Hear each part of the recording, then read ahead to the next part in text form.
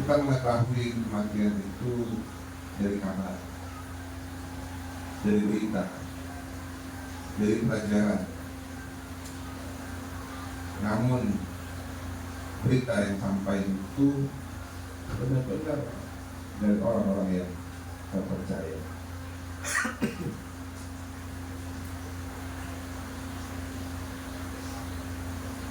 Dari Al-Rasul yang tidak pernah ditemukan salah dan tidak pernah ditemukan berbohong. Al-Quran yang sampai detik ini tidak satu pun bisa menemukan kesalahannya. Kematian itu dikabarkan oleh Al-Rasul dan Al-Quran yang tak pernah berbohong. Secara alami manusia itu mengalami ketakutan terhadap sesuatu yang tidak dia ketahui. Tidak ada keluarga kita yang pergi ke suatu tempat yang menurut kisah-kisah orang-orang adalah tempat yang mengerikan, pasti kita akan bersedih. Seperti halnya keluarga-keluarga tentara.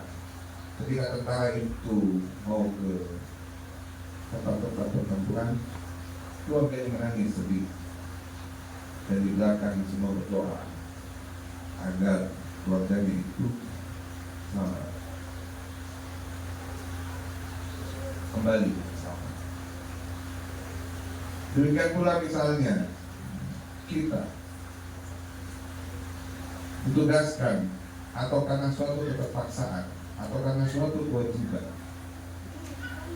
harus mendatangi suatu tempat yang tidak dikenal, seperti hutan yang tak pernah dimasuki, atau tempat-tempat yang diketahui memiliki banyak sekali binatang buas.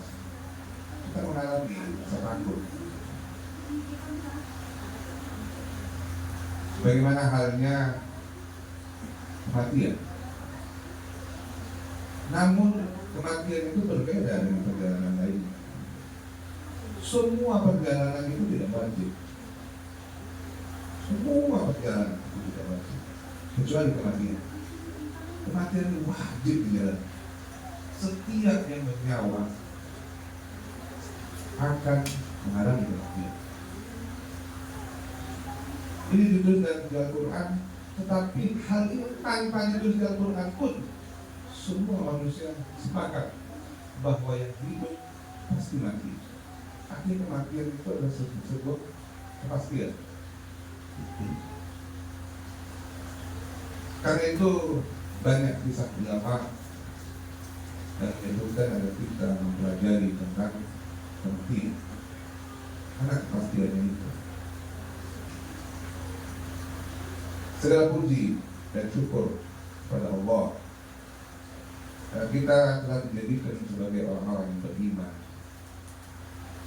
Kalaupun mungkin ada yang kita yang berdosa, tapi kita sadar bahwa itu adalah dosa.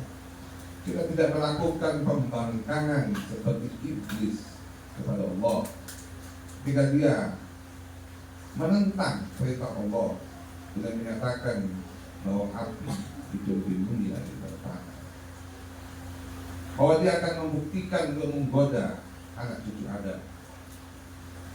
Sebuah pembangkangan dan pembangkangan sangat berbeda dengan kita, khususnya di internal keluarga kita, yang mungkin sesekali kita melakukan dosa, sesekali kita melakukan kelalaian, kita meninggalkan kewajiban. Cuman kita melihat bahwa semuanya menyadari bahwa kesalahan itu adalah dosa. Dan di dalam perbincangan-perbincangannya menyebutkan bahwa dia memohon ampun ke Yesus. Keluarga kita sebut juga bukan orang yang sempurna, tapi tak mungkin dia menjadi orang baik. Tak mungkin dia ini bisa dikatakan sebagai orang yang jahat. Sementara kita lihat banyak orang yang menyukainya, banyak orang yang sedih jika ditinggalkan olehnya, sehingga pandangan manusia menyatakan bahwa Muslim ini orang yang baik. Sejak pagi kedatangan orang-orang yang ingin mengucapkan bela sungkawa. Demikian pula di Romiran, semua bergotong royong hanya untuk jasad ini. Orang yang secara kasar mata, secara pandangan biasa, dianggap bukanlah orang-orang yang membenci yang tinggi.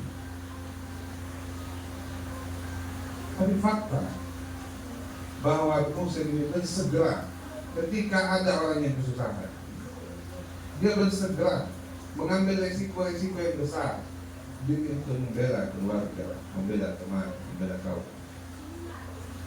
Karena itu kita meyakini, kita berharap Allah mengampuni kekurangan kami. Al-Rasul memberikan syafaat kepada kami dan orang-orang mukmin. Demikian juga orang-orang yang mungkin kita tidak tahu telah mencintainya. Semoga Allah menempatkannya ke tempat yang mulia. Amin. Menjauhkannya dari kesedihan, kesusahan, dan segala hal yang tidak disukai. Pada yang hidup dari keluarga, kita harus percaya bahwa Allah adalah zat yang menyayangi setiap hambanya melebihi kasih sayang seorang ibu. Ibu yang paling penyayang itu adalah janjinya bahwa dia lebih penyayang daripada ibu yang paling penyayang. Sehingga kita harus percayakan itu kepada Allah, bahwa Dia yang memberikan nama kepada dirinya sebagai Al-Ghaffar untuk mengampuninya. Amin.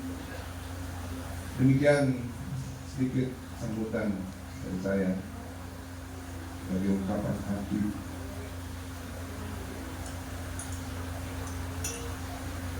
Assalamualaikum warahmatullahi wabarakatuh. Waalaikumsalam warahmatullahi wabarakatuh.